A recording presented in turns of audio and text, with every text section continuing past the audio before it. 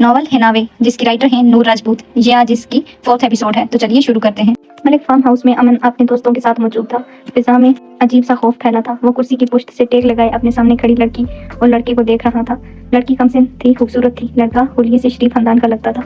मैंने इसे 1000 दफ़ा कहा, अमन कि राहिला मान जाओ, मैं तुम्हें चाहता हूँ, लेकिन नहीं, ये साली इस चश्मिश के इश्क में गिरफ्तार रही। अमन का दोस्त कदीर उस लड़की राहिला और लड़के के इर्द गिर्द घूमते हुए बता रहा था। हुआ कुछ यूँ था कि अमन मलिक के दोस्त कदीर, जो कि एक इंतहाई जाहिल किस्म का आदमी था, उसे राहिला पसंद आ गई थी। वो उससे हर तरह का तल्लुक कायम करना चाहता था। जब राहिला ने उसे घास नहीं डाली और उसकी पेशकश को ठुकरा दिया, तो कदीर अमन का सहारा लेकर दोनों को अगवा करवा लिया। इस वक्त वो दोनों अमन के फार्म हाउस में मौजूद थे, जहाँ सिर्फ अमन और उसके दोस्त ही आ जा सकते थे, और हम भी वहाँ कम ही आता था। क्यों भाई चश्मिश, महबूबा प्यारी है या जान? अमन ने कुर्सी से टेक लगाए हाथ में पकड़ी गन से कनपट्टी को सहलाते हुए पूछा। उस वक्त वो अमन मलिक कहीं से नहीं लग रहा था, जिसकी शख्सियत पे लड़कियां मरती थी, बल्कि वो इस वक्त अपने खालिस जालिम वडेरे वाले रूप में था, जिनका काम ही दूसरों की खुशियां छीनना था। कर्फ लगे सूट में स्याह चादर को कांधों पर फैलाए, टांग पे टांग जमाकर कुर्सी की पुश्त से टेक लगाए, वो फना कर देने वाली हद तक रोबदार लग रहा था। आंखों में अजीब सी सर्द-महरी थी। उसके देखने के अंदाज से राहिला और अवैस दोनों थर-थर कांप रही थी। राहिला मलकों के गांव से तल्लुक रखती थी और वो अमन मलिक को अच्छे से जानती थी। उन मलकों ने रहम करना नहीं सीखा था। राहिला का तल्लुक गरीब घराने से था। मेहनत और मुश्किलों से वो कॉलेज तक पहुंच पाई थी, जहां उसे अवैस मिल गया था, लेकिन उसकी बदकिस्मती की कदीर की नज़र उस पर पड़ गई। और कदीर अमन का खास दोस्त था, उसके लिए अमन किसी की भी जान ले सकता था। अवैस, तुम्हें कुछ नहीं होगा, हम दोनों एक साथ हैं, तुम्हें इन जालिमों से डरने की जरूरत नहीं है, राहिला ने अवैस का हाथ थामते हुए कहा था। कुछ दिन बाद दोनों की मंगनी थी। अवैस राहिला को लेकर शहर उसकी पसंद की अंगूठी खरीदने आया था, लेकिन वो नहीं जानते थे कि कोई उन पर नजर रखे हुए था। अमन चाहता तो उन्हें हैदराबाद ही डेरे पर ले जाता, लेकिन उसने भी महफूज जगह, उसका ये इस्लामाबाद वाला फार्म हाउस था। राहिला के अवैस का हाथ पकड़ने पर कदीर ने गुस्से से राहिला की तरफ देखा था और फिर अमन को, हाथ छोड़ो। अमन ने कदीर की हालत समझते हुए राहिला से कहा, जो काफी दलेर नजर आ रही थी। आखिर गाँव से थी, तुमसे कह रहा हूँ चश्मिश, हाथ छोड़ो इसका। अमन की बात का जब राहिला पर असर नहीं हुआ, तो वो अवैस पर दहाड़ा। उसकी दहाड़ पर वहाँ मौजूद गार्ड्स और उसके दोस्त डर गए थे। अवैस ने दहाड़ कर अपना हाथ छुड़ाना चाहा, लेकिन राहिला ने नहीं छोड़ा। अमन को अपना खून खोलता महसूस हुआ। वो नरमी का बर्ताव कर रहा था और उसकी नरमी का नाजायज फायदा उठाया जा रहा था। उससे पहले कि कोई कुछ करता, फायर की आवाज़ गूंजी थी और उसके साथ ही राहिला की चीख बुलंद हुई। असर नहीं होता ना तुम लोगों को? अमन एक झटके से सीधा होकर बैठा। गोली अवैस के बाजू में लगी थी, जिसका हाथ राहिला ने पकड़ रखा था। अवैस एक झटके से पीछे हुआ और फिर नीचे गिर गया। अवैस, उसके बाजू से खून निकलता देखकर राहिला के अवसान हता हुए थे। उसे अपनी जान निकलती हुई महसूस हुई थी। वो बेइख्तियार ही अवैस की तरफ बढ़ी, लेकिन कदीर ने आगे बढ़कर उसे बाजू से दबोच लिया। ले जाओ इसे, ये इस काबिल नहीं कदीर कि तुम इससे शादी करो, ऐश करो, जाओ, अमन ने जहरहंद लहजे में कहा था। नहीं, अवैस जो ग्रास पर पड़ा करा रहा था। अमन मलिक की बात सुनकर एक झटके से उठने की कोशिश की। चीखो मत, मुझे शोर नहीं पसंद। एक और फायर की आवाज़ गूंजी और गोली अवैस के दूसरे कंधे पर लगी थी। राहिला को अपना दिल बंद होता महसूस हुआ था। उसकी आंखें फटी की फटी रह गई थी। कदीर उसे बाजू से दबोचे अंदर की जानब बढ़ रहा था। अल्लाह तुम लोगों से पूछेगा, जालिमो, अल्लाह तुम लोगों को नहीं छोड़ेगा। राहिला अब बुरी तरह चिल्ला रही थी। उसका मुंह बंद कराओ कदीर, अमन गुस्से से चिल्लाया था और कदीर ने चीखती चिल्लाती राहिला के मुंह पर हाथ रख दिया था। नीचे पड़ा अवैस बुरी तरह से तड़प रहा था। खून उबल कर निकल रहा था। उसकी सारी आसमानी रंग की शर्ट खून से तर हो चुकी थी। उसके सामने कदीर उसकी महबूबा को ले जा रहा था। उससे ज्यादा अजियतनाक बात क्या हो सकती थी? जिस्म में भरी तकलीफ ने आवाज़ को चिल्लाने पर मजबूर कर दिया था। मुझे शोर नहीं पसंद। एक और फायर की आवाज़ गूंजी और गोली अवैस की गर्दन में लगी थी। हर तरफ खामोशी छा गई। अमन अब अपनी जगह पर खड़ा पिस्तौल से दोबारा अपनी कनपट्टी सहलाता रहा था। उसकी आंखों से सजपन झलक रहा था। ले जाओ इसे और फेंक दो कहीं। कुछ देर बाद अमन ने आसपास खड़े गार्ड से कहा था, जो अमन की बात पर दम तोड़ते अवैस की जानब बढ़े थे, जबकि अमन पिस्तौल को हाथ में थाम में अपनी चादर दुरुस्त करते पोर्च में खड़ी अपनी गाड़ी की जानब बढ़ा था। वो पुरसकून था। उसने अपने दोस्त की ख्वाहिश पूरी कर दी थी। उसके दिल में मलाल तक नहीं था कि उसने किसी मासूम की जान ली थी और किसी मासूम की जिंदगी तबाह करने का जिम्मेदार था।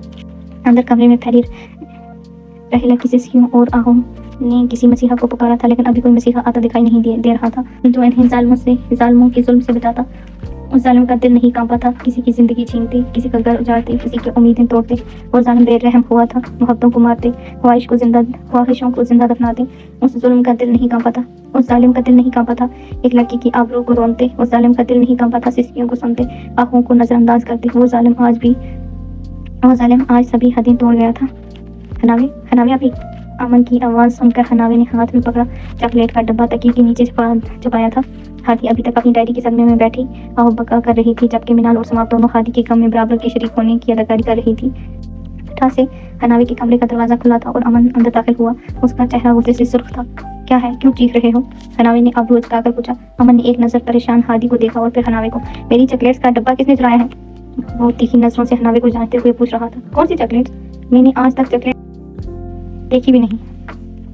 हनावे साफ मुकर गई। अभी 2 दिन पहले अमन की सालगिरह थी। हिजर ने उसे उसकी फरमाइश पर चॉकलेट्स गिफ्ट की थी, जिन पर अब हनावे ने हाथ साफ कर लिया था। अमन ने 2 दिन अपनी गिफ्ट्स खोलते और फिर खुशी खुशी से उन्हें देखते गुजारे थे। चॉकलेट्स उसके बाद में खाने के लिए रखी थी, लेकिन उसकी बदकिस्मती शायद वो भूल गया था कि उसकी बहन कुछ नहीं छोड़ती थी। शराफत से मेरी चॉकलेट्स दे दो, मुझे हिजर भाई ने दी थी। अमन रूहान सी सूरत लिए बोल रहा था। दी होंगी, लेकिन मैंने नहीं देखी। और तुम्हें नजर नहीं आ रहा ये लड़कियों का कमरा है और हादी कितनी परेशान है? जाओ यहाँ से। हनावे ने उसे डपटा। अमन ने खा जाने वाली नजरों से हनावे को देखा था, जो उससे 4 साल बड़ी थी, लेकिन कभी कभी अमन का दिल करता था कि वो उसे कत्ल करते। मैं हिजर भाई को बताऊंगा और तुम्हारे सारे कारनामे भी। अमन उसे धमकी देता वापस जा चुका था। उसके जाने के बाद हनावे ने वो डब्बा वापस निकाला और कहका लगाकर हंस दी। लो हादी मैडम, चॉकलेट्स खाओ और डायरी का कम बाद में बना लेना। हनावे ने बरसों बाद बड़े दिल का मुजाहरा करते हुए हादी को चॉकलेट की पेशकश की, जिसे सू सू करती हादी ने बिना किसी नखरे के थाम लिया था। अमन हनावे के कमरे से सीधा हिजर के घर आया था। हिजर भाई, उसने सदमे से 2-4 आवाज में हिजर को पुकारा, जो अभी खाना खाने बैठा था। अरे अमन अब। हिजर ने उसे देखकर मुस्कुराया। अमन राना हाउस में सबसे छोटा था, इसलिए हिजर को वो अजीज था। हिजर भाई, मुझे एक रिपोर्ट दर्ज करवानी है, अमन गम से निडाल बोला था। उसकी बात पर हिजर के लबों पर मुस्कुराहट बिखरी। वो अच्छी तरह जानता था कि रिपोर्ट किसके खिलाफ दर्ज होनी थी, लेकिन वो वजह नहीं जानता था। रिपोर्ट? लेकिन क्यों, किसके खिलाफ? हिजर ने नॉर्मल लहजे में पूछा। राना हाउस में एक डायन है जो मासूम लोगों के बच्चे खाती है और आज मेरी बहुत कीमती चीज चुरा कर खा गई। अमन ने हिजर के पास वाली कुर्सी पर बैठते हुए कहा। आज हिजर की छुट्टी थी, वो घर ही था और वो डायन हनावे राना है ना? हिजर ने खुद पर जब्त करते हुए तस्दीक चाही। वो हनावे के कारनामों से नाक उगता चुका था। बस ऐसा केस करें कि उस डायन से मेरी जान छूट जाए। अमन अभी तक सदमे के जेर असर था। क्या तुम दोनों हर वक्त हनावे के पीछे पड़े रहते हो? रुखसार पप्पू ने किचन से निकलते हुए कहा। तुम फिक्र न करो अमन, एक दिन मैं उस हनावे राना और डायन को ऐसा काबू करूंगा, फिर वो किसी को तंग नहीं करेगी। तब तक तुम थोड़ा बर्दाश्त कर लो उसे। हिजर ने अमन का कंधा थपथपा कर उसे तसल्ली दी थी और अमन उसकी बात सुनकर बहल भी गया था। ठीक है, फिर जल्दी मुलाकात होगी। जहां सेब ने डेरे से बाहर निकलने के बाद कहा था। उसकी गाड़ी बाहर खड़ी थी। हमारे 2 गांव के दरमियान ज्यादा फासला नहीं है अरहम, जब भी हैदराबाद चक्कर लगा लिया करो।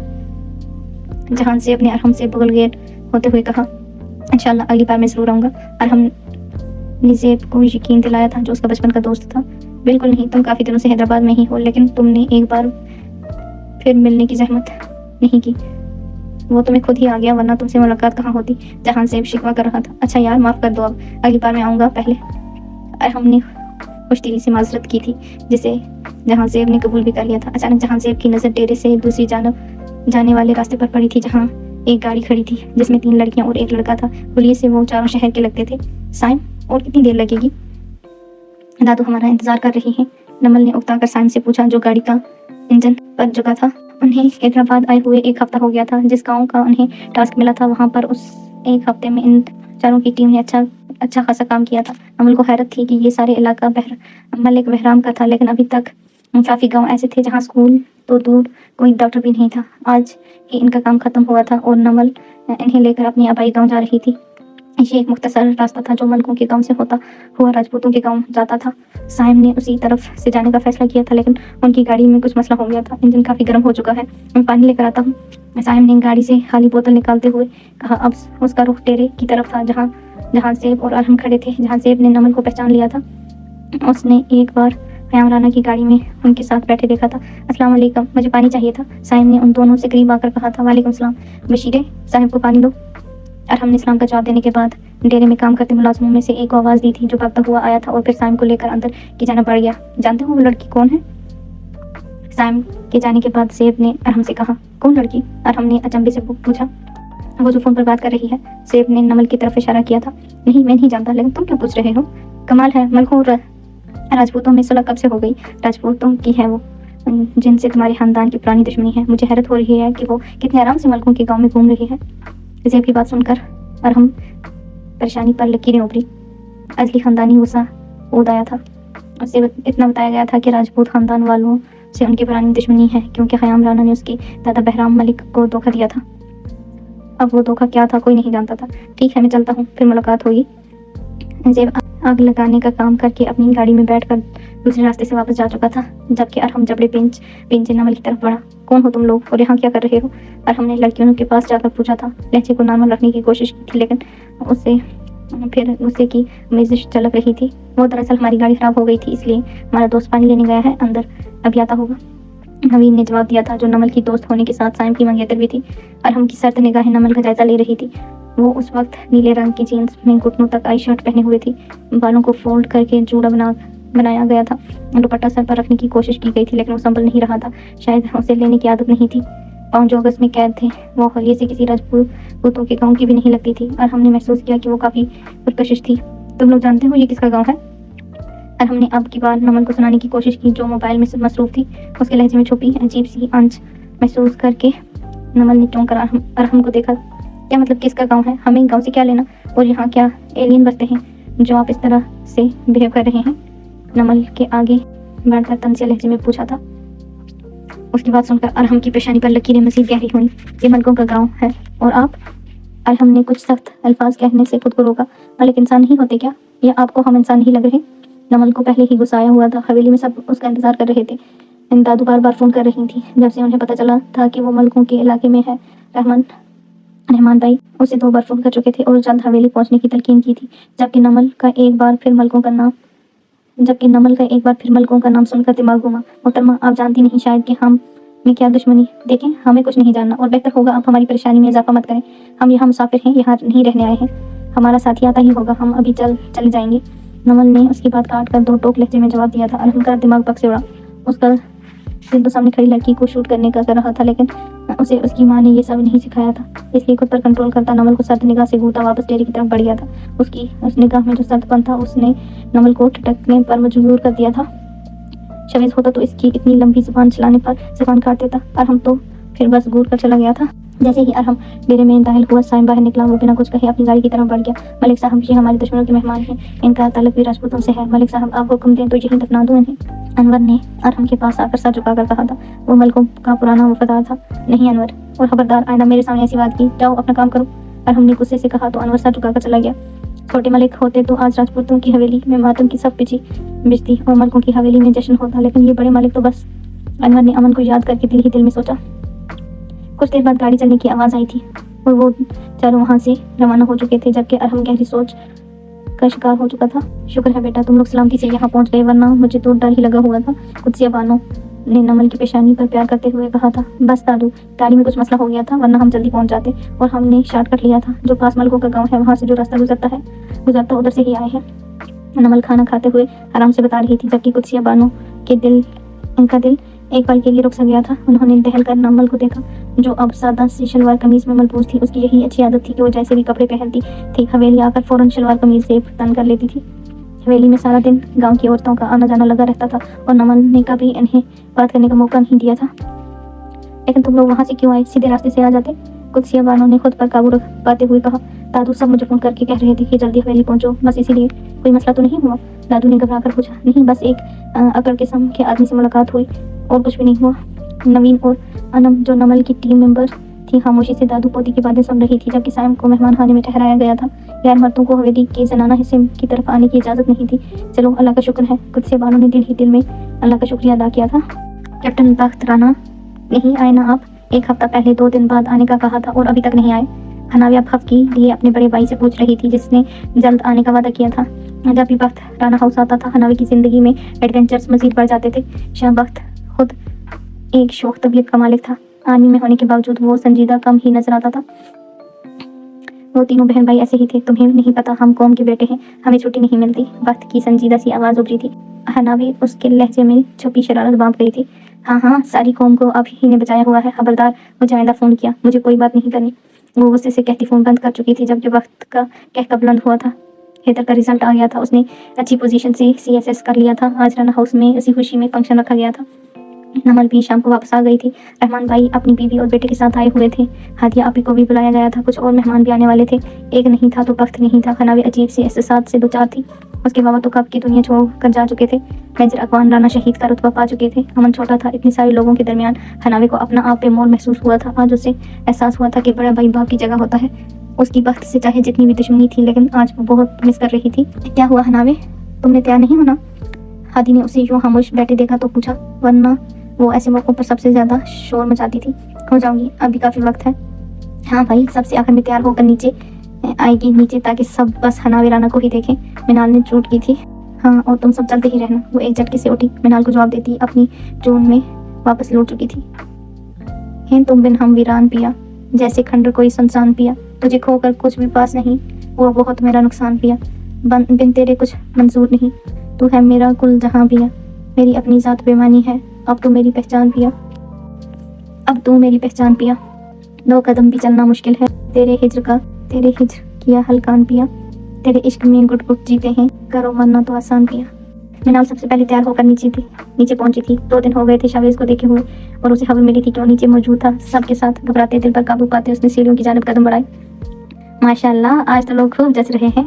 वो अभी सीढ़ियाँ उतर ही रही थी जब जयान ने उसे आ घेरा। क्या मसला है? मिनाल ने घूरते हुए पूछा। उसके चेहरे पर नाराजगी थी। जयान की नजरों ने ऊपर से नीचे तक मिनाल का जायजा लिया था। शर्म नहीं आती अपनी ही घर की लड़कियों को ऐसे ताड़ते हुए? मिनाल ने उसे खुद को घूरते पाकर डपटा। हाँ, जयान का कहका बुलंद हुआ। लड़कियों को नहीं, मैं तो बस मिनाल को ताड़ रहा हूँ। वो आंखों में शरारत लिए कह रहा था। अभी कुछ देर में हनावे आ जाएगी, उसे ताड़ना। मिनाल ने आगे बढ़ते हुए कहा। तौबा तौबा हनावे राना, वो मेरी औकात से बाहर की चीज़ है। हाँ, लगा तुम अच्छी लग रही हो बहुत। जयान ने तारीफ की। वो चॉकलेट रंग के लिबास में नक्शा सा तैयार हुई प्यारी लग रही थी। शुक्रिया, मिनाल ने बिना पलटे कहा था।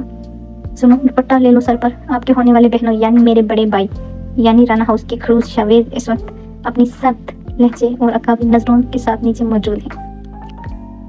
जयान ने पीछे से हाँक लगाई थी। शावेज के नाम मिनाल का दिल धड़का था, और फिर वो सीढ़ियाँ उतर कर लॉन्च की तरफ बढ़ गई। हाँ, दुपट्टा लेना नहीं भूली थी। क्या वाकई शावेज भाई ने मेरी डायरी नहीं पढ़ी?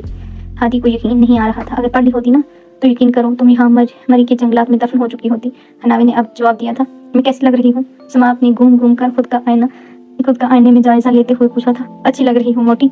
हनावे आज भी बाज नहीं आई थी। मोटी कहा मुझे, मैं हैदर भाई को बताऊंगी। वैसे भी वो आज इस फंक्शन के खसूसी मेहमान हैं।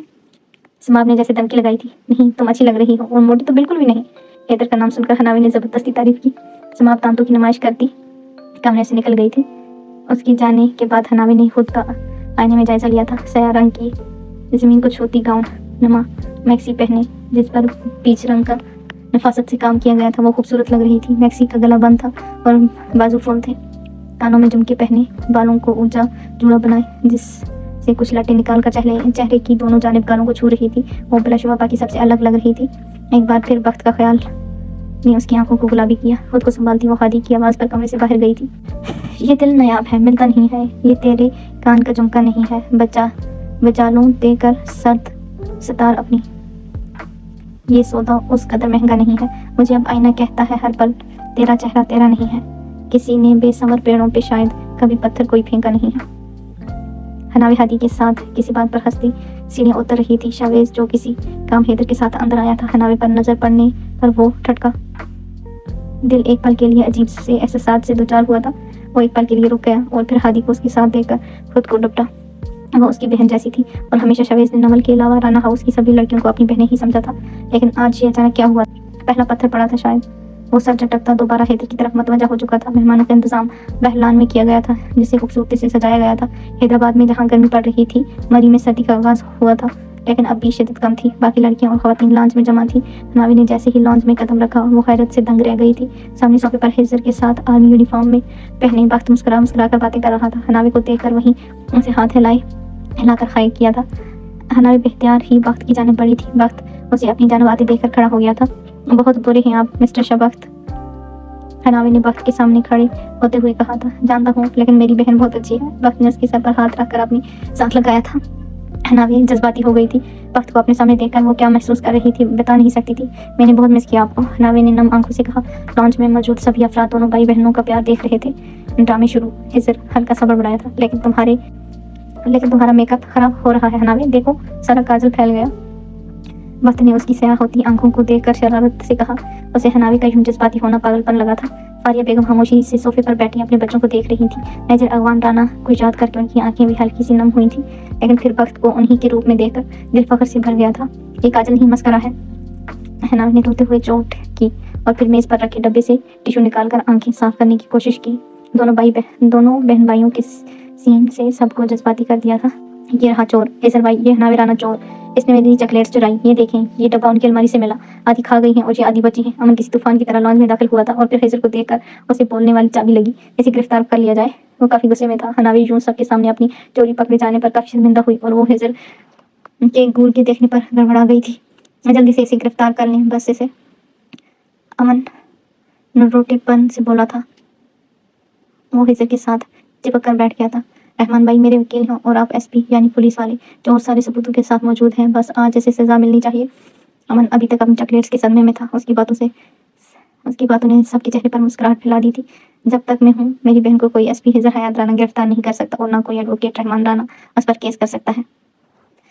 वक्त ने बाजू हनावे के गिर्द फैलाकर कहा था, जो शर्मिंदा सी बैठी थी। वो इसकी शिकवे दूर करना चाहता था।